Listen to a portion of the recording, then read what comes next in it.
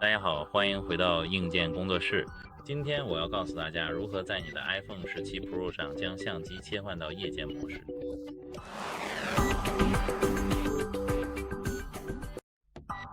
正如你们在这里看到的，我们有一部 iPhone。首先，我们需要在这里打开相机。现在其实我们什么都不用做，这是因为当你们看到我关掉灯的时候，这里我们可以看到有一个带有秒数的月亮图标。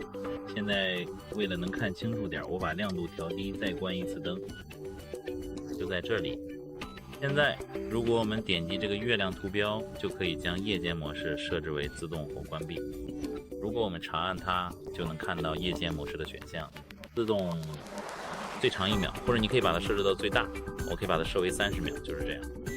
如果你觉得这个视频有帮助，请考虑订阅我们的频道，并给这个视频点个赞。